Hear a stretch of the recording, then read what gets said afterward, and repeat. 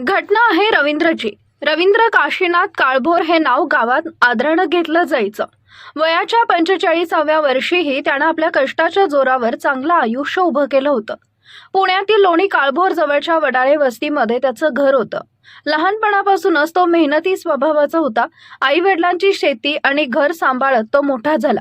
शिक्षण जेमतेम 10वी पर्यंत झालं, पण त्याला व्यवहार कळत होते. शेतीच्या जोडीला तो गावातील एका खाजगी फॅक्टरीत नोकरी करत होता. घरात त्याच्या आई वडील, पत्नी शोभा आणि एक 12 वर्षाचा मुलगा होता. दिवसाच्या कष्टानंतर संध्याकाळी तो आपल्या कुटुंबासोबत शांत वेळ घालवत असे. गावातील लोक त्याला चांगल्या स्वभावाचा आणि प्रेमळ माणूस म्हणून ओळखत. पत्नी शोभा रवींद्र काळभोर वयवर्ष 42 गावात सुंदर म्हणून प्रसिद्ध होती. गहूवर्णीय रंग, टपोरे डोळे आणि चपळ हालचाली. तिच्या सौंदर्यावर अनेक तरुण भाळले होते, पण तिचं लग्न रवींद्र सोबत झालं. तो कष्टाळू होता, प्रेमळ होता आणि तिच्यावर जीव ओवाळून टाकायचा. सुरुवातीचे काही वर्ष चांगली गेली. ती त्याच्या संसाराची लक्ष्मी होती असं त्याला वाटायचं. शोभा ही घरकामात तरबेज होती, पण वेळ जसा जसा पुढे गेला तसं तिच्या स्वभावात बदल होत गेला.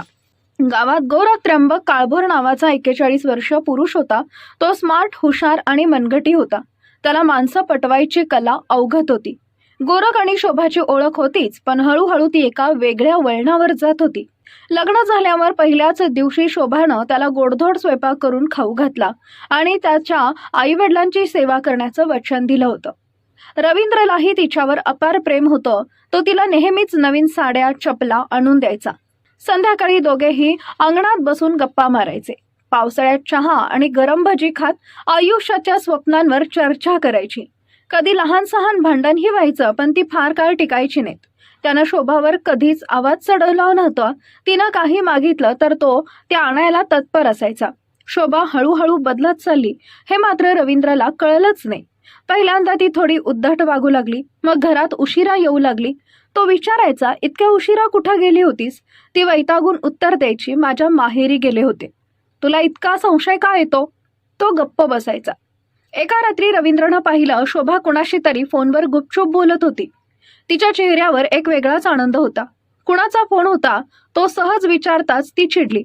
तुला सतत चौकशा करायची सवय लागली आहे, मला काहीच स्वातंत्र्य नाही का? त्याच्या मनात वेदना उमटली. ती आता त्याच्याशी आधीसारखं वागत नव्हती. तिचे डोळे कुठेतरी भटकत होते. शोभा सतत गोरखशी बोलू लागली. आधी गावातील सण समारंभ, नंतर वैयक्तिक गप्पा आणि शेवटी दैनंदिन भेटी.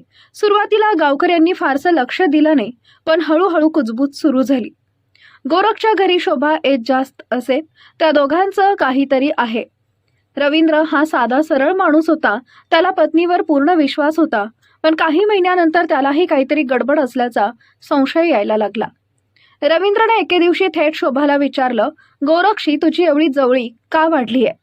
ती आधी संतापली, मग रडू लागली आणि मग त्याला दोष देऊ लागली. तुला माझ्यावर विश्वास नाही का? रवींद्र गप्प झाला, पण मनात शंका होतीच. रवींद्रला हे सहन होईना. तो एके दिवशी तिच्यावर डोळ्या देखत लक्ष ठेवू लागला.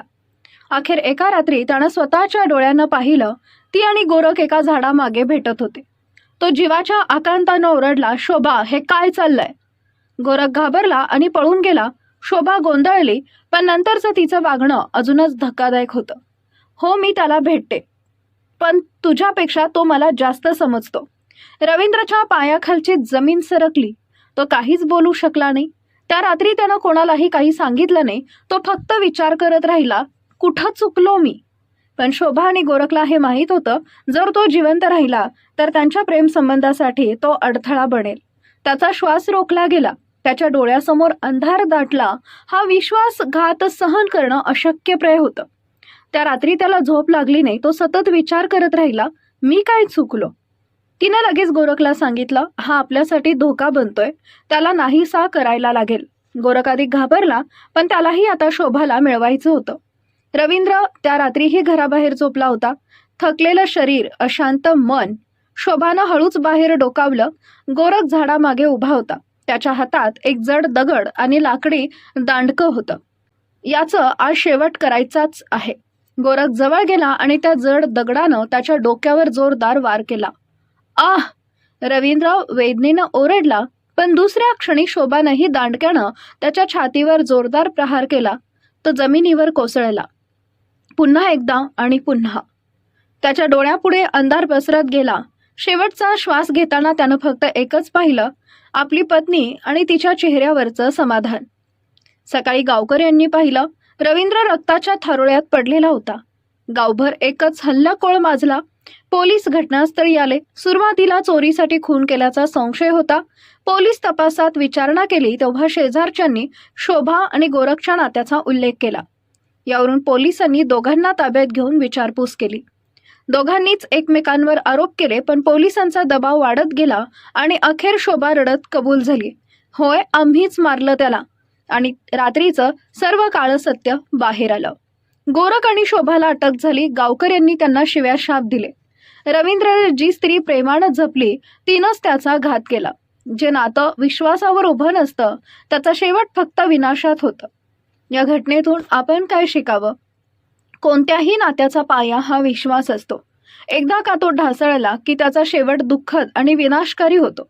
रवींद्रनं शोभावर अपार प्रेम आणि विश्वास ठेवला, पण तिने त्यालाच संपवण्याचा कट रचला.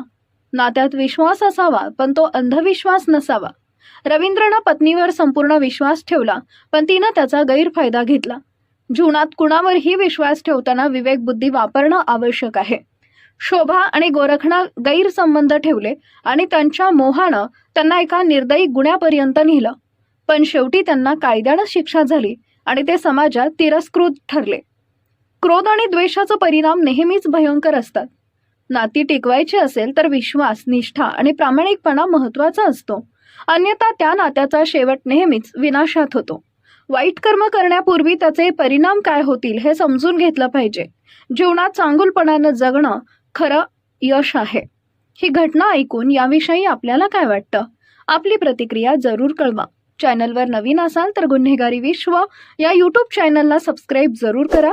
बेल आयकॉनवरती प्रेस करून येणाऱ्या नवनवीन व्हिडिओचे नोटिफिकेशन मिळवा. धन्यवाद.